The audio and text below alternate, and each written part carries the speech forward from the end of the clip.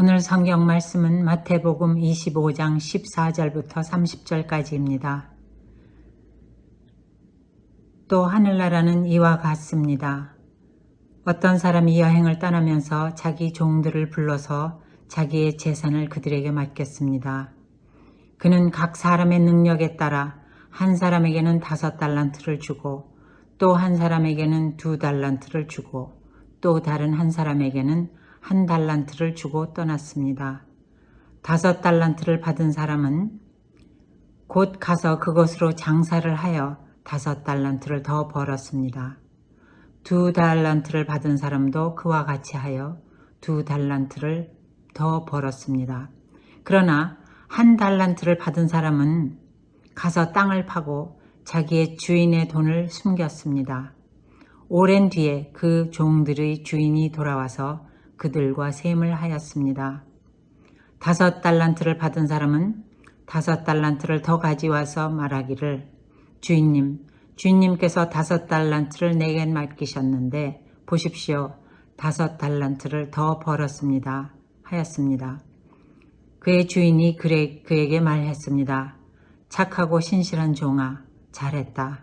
내가 적은 일에 신실하였으니 이제 내가 많은 일을 네게 맡기겠다. 와서 주인과 함께 기쁨을 누려라. 2달란트를 받은 사람도 다가와서 주인님께서 2달란트를 내게 맡기셨는데 보십시오. 2달란트를 더 벌었습니다. 하였습니다. 그의 주인이 그에게 말했습니다. 착하고 신실한 종아, 잘했다. 내가 적은 일에 신실하였으니 이제 내가 많은 일을 네게 맡기겠다. 와서 주인과 함께 기쁨을 누려라. 그러나 1달란트를 받은 사람은 나와서 주인님, 나는 주인이 굳은 분이시라 심지 않은 데에서 거두시고 뿌리지 않은 데서 모으시는 줄로 알고 무서워하여 물러가서 그 달란트를 땅에 숨겨두었습니다. 보십시오. 여기에 그 돈이 있으니 받으십시오. 하고 말했습니다. 그러자 그의 주인이 그에게 말했습니다. 악하고 게으른 종아, 너는 내가 심지 않은 데에서 거두고 뿌리지 않는 데에서 모으는 줄 알았다. 그렇다면 너는 내 돈을 돈놀이 하는 사람에게 맡겼어야 했다. 그렇다면 내가 와서 내 돈의 이자를 붙여받았을 것이다.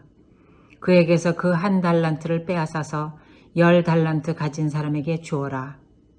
가진 사람에게는 더 주어서 넘치게 하고 없는 사람에게서는 있는 것마저 빼앗을 것이다. 이 쓸모없는 종을 바깥 어두운 데로 내쫓아라. 거기서 슬피 울며 이를 가는 일이 있을 것이다. 오늘 주님의 말씀입니다.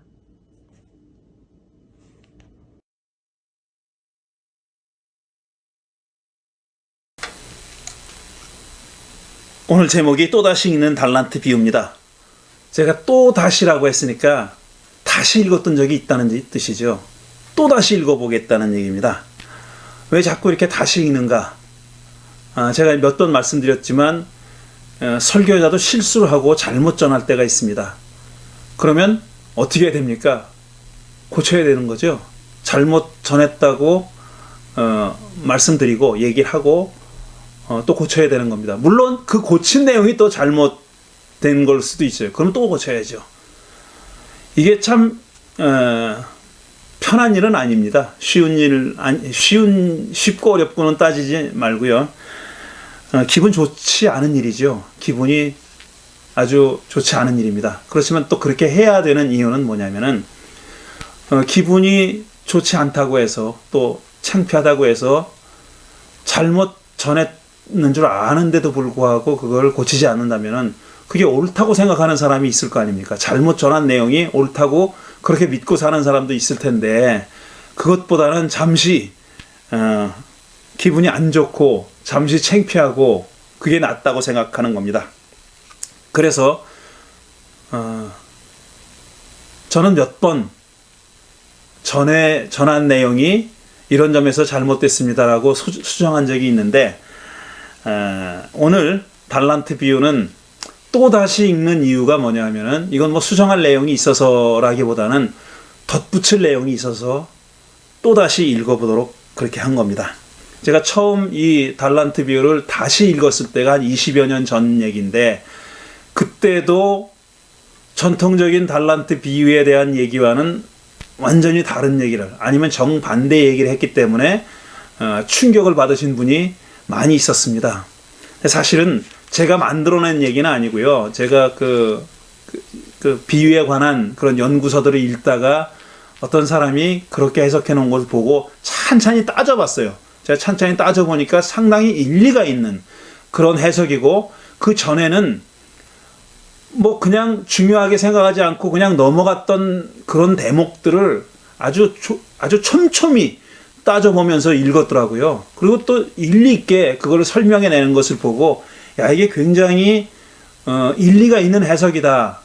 전통적인 해석과는 전혀 다르고 정반대 해석이라고 볼 수 있지만 상당히 일리 있는 해석이라고 여겨서 그 얘기를 한 겁니다. 그게 다시 읽는 달란트 비유였습니다. 자, 전통적으로 이 달란트 비유는 어떻게 이해됐냐 하면은, 자, 주인이 어디 여행을 하면서 3명의 종들에게 각각 5달란트, 2달란트, 1달란트를 맡기지요. 맡겼어요. 그러니까 그 사람이, 주인이 출타해 있는 사이에 5달란트 받은 사람은 5달란트를 또 남겼어요. 그래서 10달란트를 만들었고, 2달란트 받은 사람은 4달란트를 만들었어요. 그런데 1달란트 받은 사람만 앞에 2사람처럼 하지 않고 그 돈을 땅에 묻었다는 겁니다. 달란트는 땅에 묻었어요.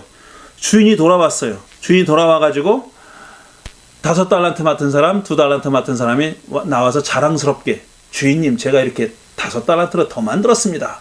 제가 2달란트를 더 만들었습니다. 라고 얘기하니까 칭찬을 합니다. 똑같은 말로 칭찬을 해요. 그런데 1달란트 맡은 사람이 나와서 이렇게 얘기하죠. 주인님, 나는 주인이 굳은 분이라 심지 않은 데서 거두고 뿌리지 않은 데서 모으시는 분인 모으시는 줄로 알고 무서워하여 물러가서 그 달란트를 땅에 숨겨두었습니다. 보십시오. 여기에 그 돈이 있으니 받으십시오. 하고 주인이 줬던 달란트를, 땅에 묻어놨던 달란트를 주인 앞에 내놓습니다. 그러니까 주인이 뭐라고 얘기하냐면 비난하죠. 꾸중하죠. 악하고 기우는 종아, 너는 내가 심지 않은 데서 거두고 뿌리지 않은 데서 모으는 줄 알았다. 그렇다면 너는 내 돈을 돈놀이하는 사람에게 맡겼어야 했다. 그랬더라면 내가 와서 그 내 돈에 이자를 붙여 받았을 것이다. 이렇게 얘기했다는 겁니다. 그리고 이 1달란트 받은 사람을 뭐라고 얘기하냐면, 그에게서 1달란트를 뺏어서 10달란트 가진 사람에게 줘라. 그리고 30절에 보면은 이 쓸모없는 종을 바깥 어두운 데로 내쫓아라. 거기서 슬피 울며 이를 가는 일이 있을 것이다. 이렇게 얘기합니다. 이게 비유의 내용이고, 따라서 전통적으로 이 비유를 어떻게 이해해왔냐면, 따라서 우리는 5달란트, 2달란트 받은 사람처럼 하나님으로부터 받은 재능을, 달란트를 탤런트라고, 재능이라고 이해하고, 돈이 아니라 어떤 유무형의 재능이라고 생각하고, 아니면 재화라고 생각하고, 뭐 돈이면 돈, 재능이면 재능, 이거라고 생각하고, 그거를 열심히 갈고 닦고 익혀서 더 크게 불려야 된다, 이렇게 얘기한 겁니다. 그게 전통적인 해석이죠. 그리고 1달란트 받은 사람은 정말 악하고 게으른 이런 나쁜 종이 돼서는 안 된다. 어떤 달란트를 받았든지 그게 아무리 작은 달란트라 할지라도 소중히 여겨서 그걸 묵히지 말고 그걸 잘 활용해야 된다. 안 그러면 1달란트 받은 사람처럼 이렇게 가진 것도 빼앗기고 바깥 어두운 데서 이를 갈며 슬피 울게 될 것이다. 이렇게 얘기해 왔습니다. 그런데 제가 다시 읽은 달란트 비유에서는 이와는 전혀 다른 얘기를 했죠. 전통적인 해석과는 전혀 다른 얘기를 했습니다. 첫째로 어떤 문제 제기를 했냐면, 주인이 누구냐 하는 문제 제기를 했어요. 이 주인이 누구냐. 주인은 대체로 또 아버지도 포함해서 예수님이 하신 비유나 말씀 가운데서 아버지 또는 주인은 자동적으로 하나님을 가리키는 것이라고 그렇게 이해해 왔습니다. 그래서 이 비유의 주인도 역시 하나님을 가리키는 거다라고 의심 없이 그렇게 받아들인 겁니다. 그러니까 하나님이 재능을 줬고, 그 다음에 어디 다녀오신 다음에 그 재능을 잘 살린 사람은 칭찬해 줬고, 살리지 못한 사람은 악하고 게으르다고 바깥 어두운 데로 내쫓았다. 그리고 재능을 잘 살린 사람은 주인의 즐거움에 참여하라고 그렇게 축복해줬다. 그러니 이 주인이 한 행동은 다 옳다라는 겁니다. 왜냐? 그 하나님이니까. 주인은 하나님이니까. 근데 그때 꼭 주인이 하나님이 아닐 수도 있다라는 문제 제기를 했죠. 그 근거는 뭐냐 하면은 이 똑같은 비유를 전하는 누가복음은 좀 버전이 달라요. 다르긴 한데 똑같은 비유라는 것은 아무도 부정하지 못하는 사실입니다. 그 누가복음에서는 이 주인을 뭐라고 묘사하냐면은 귀족 출신의 어떤 사람이 왕위를 받아가지고 돌아오려고 먼 나라로 길을 떠났다 이렇게 얘기해요. 귀족 출신이에요. 또 그가 여행을 왜 갔냐면 먼 나라로 여행을 왜 갔냐면은 왕위를 받아가지고 돌아오려고 왕위를 받으러 갔다는 거예요. 그러면 이 비유를 듣던 이 비유의 청중들은 이게 누군지 딱 압니다. 이게 누군지도 압니다. 제가 29만 원밖에 없어요 라고 하면 누군지 알잖아요. 그 전두환이잖아요. 마찬가지로 왕위를 받아가지고 돌아오려고 먼 나라로 떠난 사람이 딱 한 사람 있었어요. 아르켈라우스라는 사람이에요. 근데 이 사람은 그야말로 로마 황제에게 돈을 주고 그 지역을 다스리는 왕이라고 얘기지만 실제로 왕은 아니죠. 그 지역을 다스리는 권력을 받으려고 로마 제국으로 갔던 사람이에요. 근데 아르켈라우스가 그런 직책을 받아오는 걸 반대했던 사람들이 또 로마로 또 갑니다. 그걸 반대하려고, 방해하려고. 결국 아르켈라우스는 왕위를 받아오진 못했어요. 그렇지만 이 얘기를 처음에 비유 첫 마디에 이렇게 예수님이 얘기했을 때 듣던 사람, 이거 아르켈라우스 얘기네.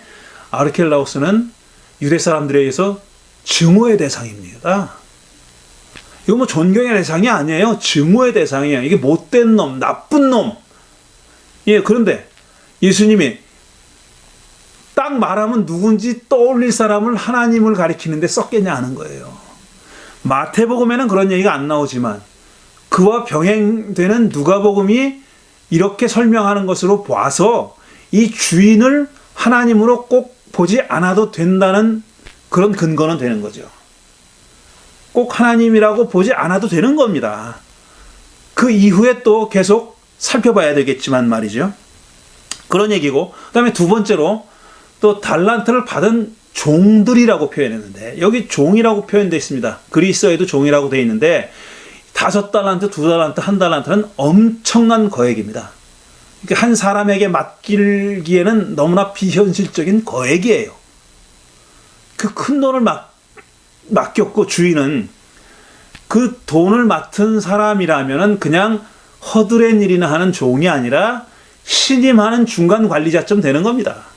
그러니까 이 세 사람 공히 모두가 다 주인의 큰 돈독한 신임을 받던 중간 관리자였던 거예요.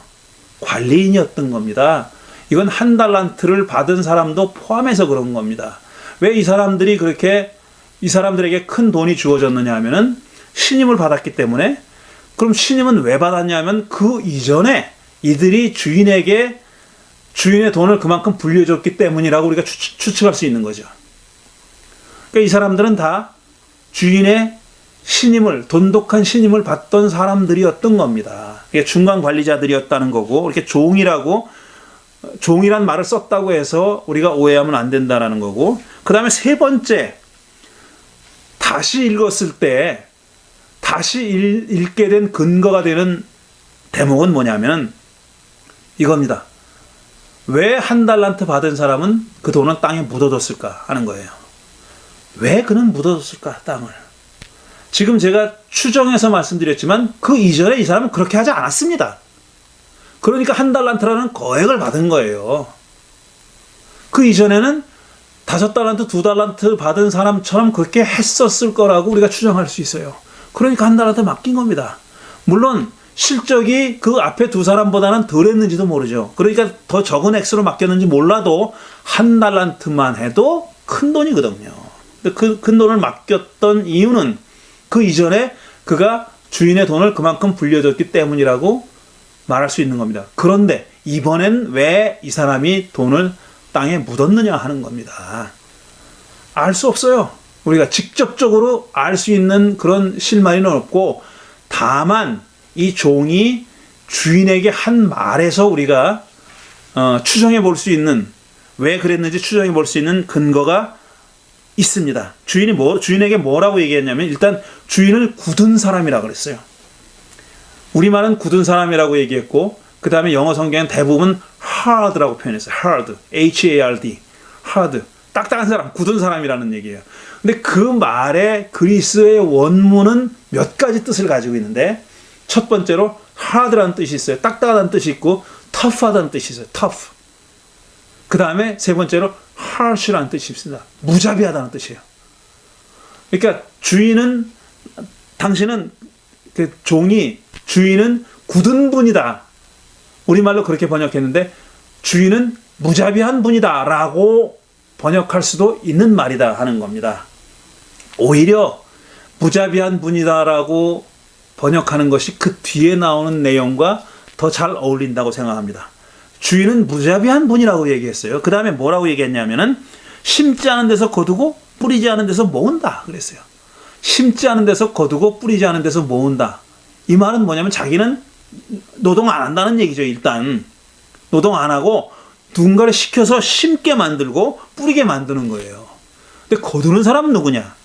모으는 사람은 누구냐? 그건 자기라는 겁니다. 심지 않고 자기 거둔다는 거예요.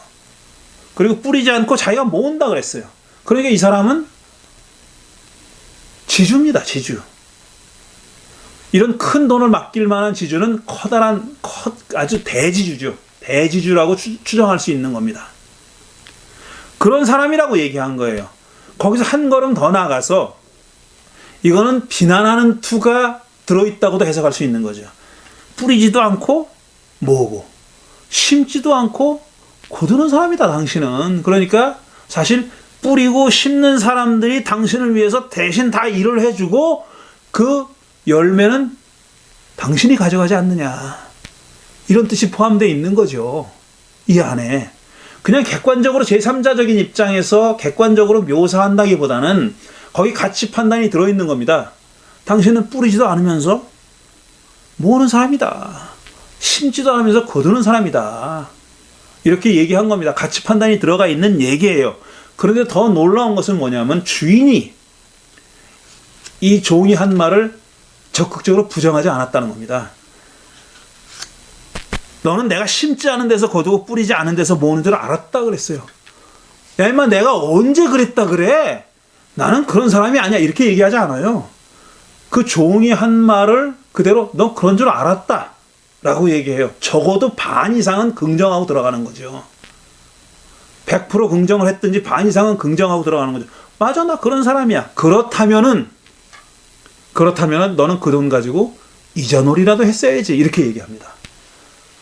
그런 거 보면은 이 굳은 분이라고 번역한 그 말을 무자비한 분이라고 번역했다는 것이 더 문맥에 맞다는 말도 이해가 되고 그럴듯하고, 그 다음에 제가 가치 판단이 들어가 있다는 말도 사실은 이자놀이라도 했어야지라는 말에 들어가 있는 겁니다. 그 얘기는 제가 조금 나중에 다시 얘기할 거예요.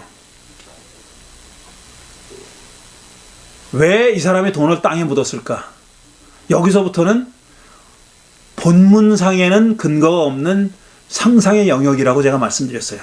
왜 이 사람이 땅에 묻었을까? 이렇게 얘기하고 땅에 묻고 나서 이렇게 얘기했잖아요. 그러니까 사실 주인에 대해서 묘사한 이 내용이 이 사람이 돈을 땅에 묻었던 이유도 되는 겁니다.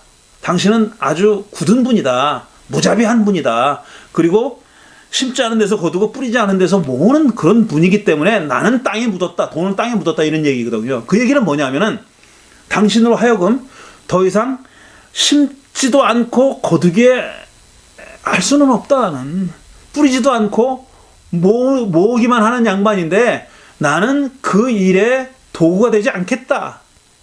이런 뜻 아니냐는 거죠. 왜 이 사람이 이런 그 결단을 하게 됐는지는 몰라요.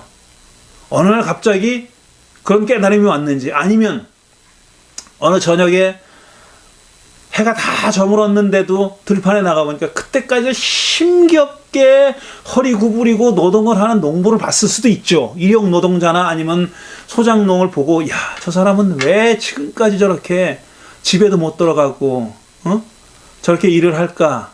내가 지금 뭘 하고 살고 있나? 내가 하는 무슨 짓을 하고 있나? 하는 생각을 했을 수도 있죠. 그런 사람이 우리 주위에도 있지 않습니까? 우리 알고 있지 않아요? 얼마든지, 그야말로 얼마든지 편안하게 살 수 있고 출세하고 그렇게 할 수 있는데, 부유하게 살 수 있는데 그걸 거부하고 그런 삶을 살지 않겠다고 결단하고 밑에 내려와서 사는 사람들이 있지 않습니까? 힘들고 어렵고 가난한 사람들과 노숙자들과 이렇게 삶을 이어가는 사람들이 있잖아요. 그런 부류의 사람 아닌가라고 그렇게 짐작을 한 겁니다. 하지만 본문상의 어떤 근거도 제가 말씀드리지 않았어요. 오늘은 그 근거에 대해서 간접적인 근거에 대해서 제가 말씀드리려고 하는 겁니다. 자, 유대 사회는 예수님이 살았던 그 시기에 로마 제국이 이미 식민지가 됐죠. 로마의 식민지가 됐잖아요. 그리고 식민지로 살았던 세월이 상당히 깁니다. 로마 제국의 식민지가 된 이후로 알렉산더가 이 온 그 세계를 그리스화 했잖아요. 헬라화 했지 않습니까? 그거를 더욱더 가속도를 붙인 게 로마 제국이에요. 그래서 가나안 안에도, 그러니까 유대 사회 안에도 헬라화된 도시들이 있었습니다. 예루살렘도 그 중에 하나였고, 데카폴리스라고 하는 도시도 그랬고, 데카는 10개 도시입니다. 10개의 도시들이 많은 경우에 이렇게 헬라화 됐어요. 헬라화 됐다는 얘기는,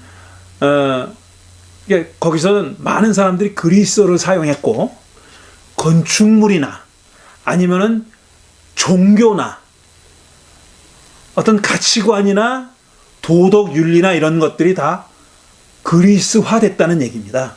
거기 사는 사람들은 유대인인데 그들이 자기 말인 어떤 히브리 말이나 아람어를 쓰지 않고 그리스 말을 쓰는 사람들이 많았고, 그리스적인 어떤 정신을 가지고 그리스의 생활 양식대로 살던 사람들이 많았다는 거예요. 그 사람들은 누구냐면은 부자들입니다. 교육받은 사람들이고 부자들이고, 이 촌락의 지방에다가 시골의 땅을 가지고 있던 부재지주들이었어요.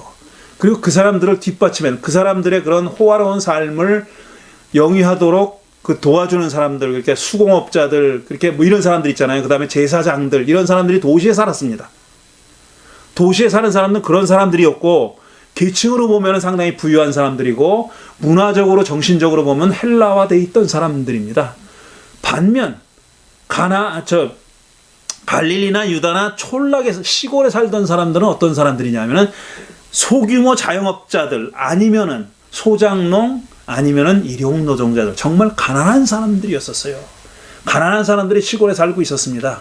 그런 사람들은 정말 빈곤선, 아니 생존선을 그냥 왔다 갔다 하면서 사는 그런 사람들이에요. 엄청나게 많이 세금으로 뜯기고 11조를 바쳐야 하고, 그 다음에 계속 진 빚의 이자가 높아가지고 이자를 갚아야 하고, 이런 사람들입니다. 이런 사람들이 시골에 살고 있었어요. 그러니까 완전히 도시와 시골 간의 계층의 차이가 엄청나게, 빈부의 차이가 있었고, 그 다음에 문화의 차이도 있었다는 겁니다. 어떤 윤리나 종교의 차이도 있었다는 거예요. 그런 차이가 나는 사람들이 살고 있었어요. 이게 또 하나의 제가 꼭 말씀드려야 되는 내용이고, 지금 또다시 읽는 달란트 비유에서 추가적으로 말씀드리려고 했던 내용이고, 그래서 또 나머지 마지막 하나는 뭐냐면은, 자, 이 사람이 돈을 땅에 묻는 어떤 그런 행위를 할 수 있게 뭐가 그렇게 가능하게 했나? 그로 하여금 그런 행동을 하게 만들었던 게 뭐냐? 다시 읽는 에서는 상상의 나래를 폈어요. 어느 날 갑자기 그 사람에게 깨달음이 왔다. 근데 지금 오늘 제가 말씀드리고 싶은 것은 뭐냐면은, 이런 상황에서 도시와 시골, 촌락 간의 그 공동체 윤리의 차이가 있었다는 점을 말씀드리고 싶은 거예요. 그 도시의 윤리는 뭐냐면은, 이 주인이 제대로 대변하고 있어요. 너는 만약에 내가 그런 사람인 줄 알았다면 너는 이자놀이라도 했어야 돼. 이게 도시의 윤리입니다. 그러니까 그때의 최대한의 이윤을 뽑아내는 것이 모든 것을 다 정당화하는 거예요. 합리화하는 거예요. 이자놀이라도 했어야 된다. 그런데 구약성서의 하나님의 계명은 동족에게 이자놀이는 못하게 돼 있습니다. 하지 말라 그랬어요. 동족에게 이자를 받고 돈을 꿔줘서는 안 되는 거예요. 그건 금지했습니다. 그러면 율법에나 그렇지 뭐 그게 지켜졌겠어? 그게 말이 돼? 돈을 꿔주는데 어디 이자를 안 받아? 라고 생각하는 우리들도 이 주인과 같은 윤리관, 공동체 윤리, 그런 문화에 살고 있기 때문에, 그런 문명권에 살고 있기 때문에 그렇게 생각하는 거예요. 예수 시대의 갈릴리나 유대의 촌락에는 여전히 그런 전통적인 공동체 윤리가 살아 있었다는 겁니다. 그래서 이자놀이를 해서는 안 되는 것은 물론이고, 구약성서의 율법의 가장 중요한 내용 중에 하나인 너희들의 공동체에는 절대로 과부나 고아나 나그네가 굶어 죽는 일이 없도록 해라. 그들을 돌봐줘라. 그건 니들 책임이다. 그 공동체의 책임이다. 라는 겁니다. 그래서 그 공동체 윤리에 따르면은 내 주위에 이런 고아나 과부나 가난한 나그네나 가난한 사람이 있는데 나 혼자 배를 불리고 나 혼자 부자가 되면 그건 수치스러운 일이에요. 그건 자랑할 일이 아니에요. 수치스러운 일. 그게 honor and shame culture라고 부르는 거예요. 명예와 수치의 문화라는 겁니다. 그게 다른 어떤 것보다 중요한 거예요.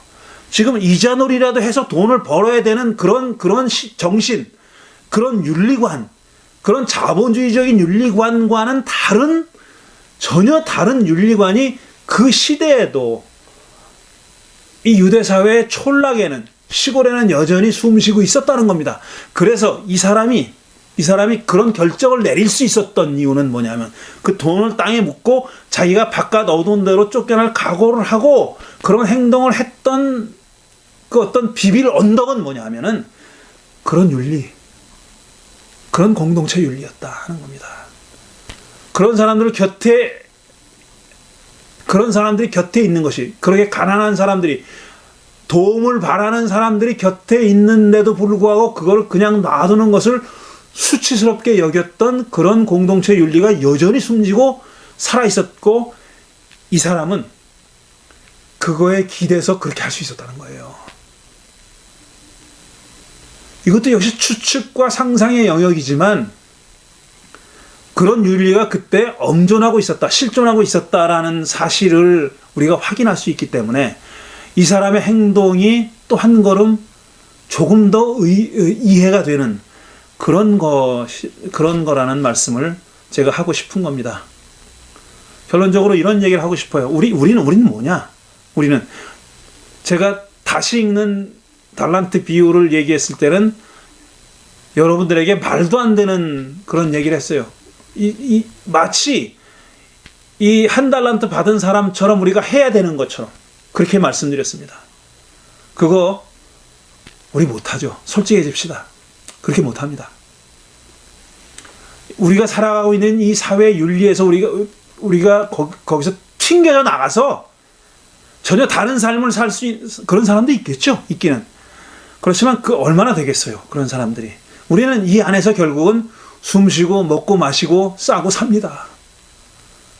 우리가 아무리 거부하고 부정하고 하려고 해도 거기에 물들어서 그렇게 살아가고 있는 거죠. 우리 사회의 윤리에, 우리의 아주 극단적인 자유주의, 극단적인 신자유주의, 자본주의의 논리의 윤리의 안에 살아가고 있는 거예요. 우리가 그렇게 살고 있고, 여기서 여간해서 웬만한 결심을 해가지고는 여기서 튕겨 나가지 못합니다.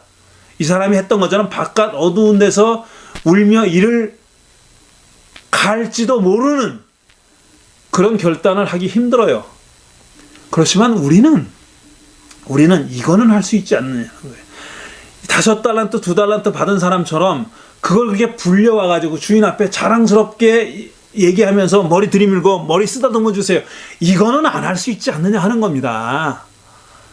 최소한 그거는 안 할 수 있지 않느냐 하는 거예요. 그 최소한으로 우리의 삶을 되게 자제하고 절제하고 이렇게는 할 수 있지 않느냐 하는 거예요.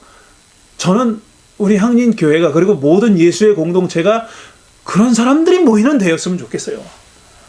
내가 그렇게 하지는 못하지만 그런 지향성은 갖고 사는 사람들, 내가 그렇게 하지는 못하지만 이런 이 시대가 문제라는 것 정도는 우리가 좀 생각하면서 문제의식을 갖고 거기서부터 조금이라도 멀어지려고 노력하는 사람들, 그리고 그런 사람들이 모이는 공동체였으면 좋겠고,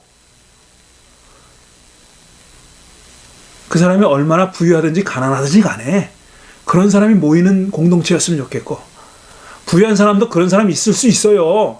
그렇게 극도로 절제하면서 가능한 한 내가 가지고 있는 부를 나누고 싶은 사람들이 있습니다. 반면 또 가난한 사람 가운데서는 그런 사람들이 그런 부자가 못 돼서 정말 그 누구보다도 탐욕스러운 사람이 있을 수 있잖아요. 그런 거 말고 부하든지 가난하든지 같은 문제의식을 가지고 같은 마음을 가지고 같은 방향의 삶을 살아가고 싶어하는 사람들이 모였으면 좋겠고, 또 하나, 그래서 이 예수의 공동체가 지금 한 달란트 받은 사람이처럼 그렇게 튕겨져 나가기로 작정하고 결단하고 각오한 사람에게 기댈 수 있고 잠시라도 쉬어갈 수 있고 그 다음에 비빌 수 있는 그런 언덕이 됐으면 좋겠다 하는 겁니다. 이게 2021년을 보내면서 제가 우리 향린 식구들에게 꼭 드리고 싶은 말씀이었습니다. 잠시 묵상하겠습니다.